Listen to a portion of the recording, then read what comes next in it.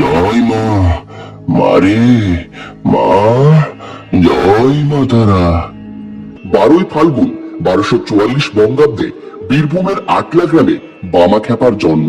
তার পিতা ছিলেন সর্বানন্দ চট্টোপাধ্যায়। বামাখ্যাপার প্রকৃত নাম বামচরণ চট্টোপাধ্যায়। শৈশব থেকেই তার দেবভক্তি প্রবল। বামাখ্যাপা ছেলেবেলায় গৃহত্যাগ করে এবং তিনি তারাপীঠে দ্বারকা নদের তীরে যোগ ও তন্ত্র সাধনা করেন। মা, জয় মা, মারে মা, জয় মা তারা। সেই দিনটি ছিল ভাদ্র মাসের শুক্লপক্ষের তৃতীয়া তিথি মঙ্গলবার। তখন গভীর রাত। সে সময় বামাখ্যাপা একটি জ্বলন্ত চিতার পাশে শ্মশানে বসেছিলেন। ঠিক সেই সময় নীল আকাশ থেকে আলো ফুটে চারিদিকে।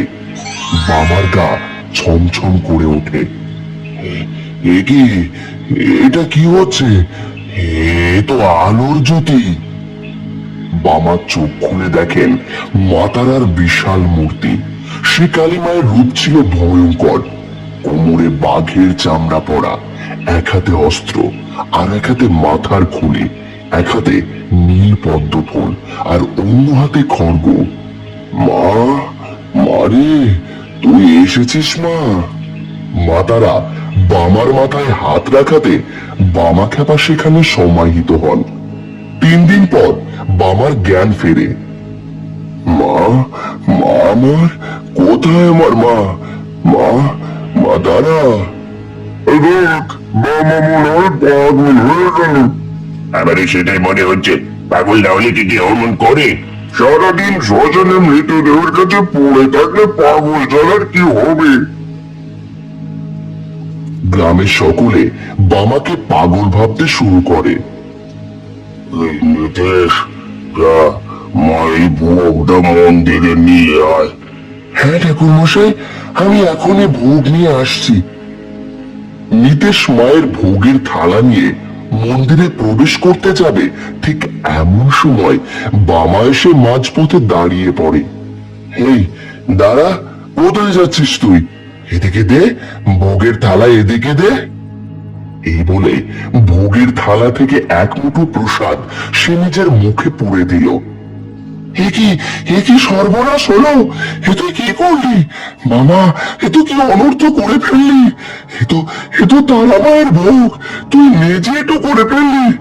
মা বোধহয় আর ক্ষমা করবেন না আমাদের। বড্ড স্বাদ।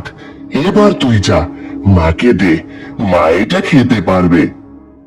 ব্রাহ্মণ মন্দিরে এলে সব কথা নিতেশ খুলে বলল ব্রাহ্মণকে। এ তো প্রসাদ নাকি মাকে দেওয়া হবে? কিছুতেই না, আমি এটা কিছুতেই মানবো না।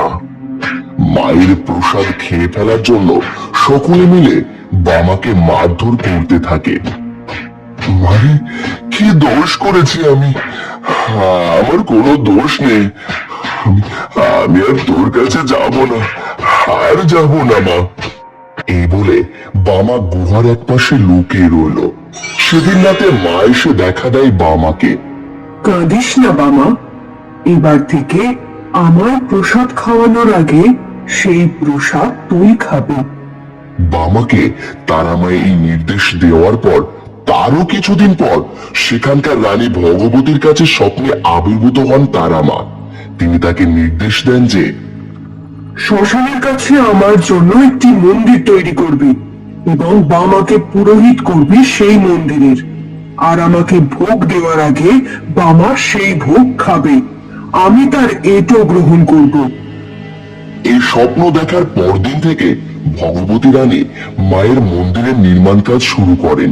কিছুদিনের মধ্যেই মন্দিরের কাজ শেষও হয় এবং বহু চক্রান্তের শেষে বামাকে মন্দিরের পুরোহিত করা হয়। বামা সেদিন খুব খুশি হয়, তার বড় মা তার সঙ্গে আছে জেনে। এবার বল, আমি কি ভুল করেছি? না সাধু বাবা, তুমি কোনো ভুল করোনি। না সাধু বাবা, তুমি কোনো ভুল করোনি। মা তারা সত্যি আছেন। মন প্রাণ দিয়ে ডাকলে মা সাড়া না দিয়ে পারেন না।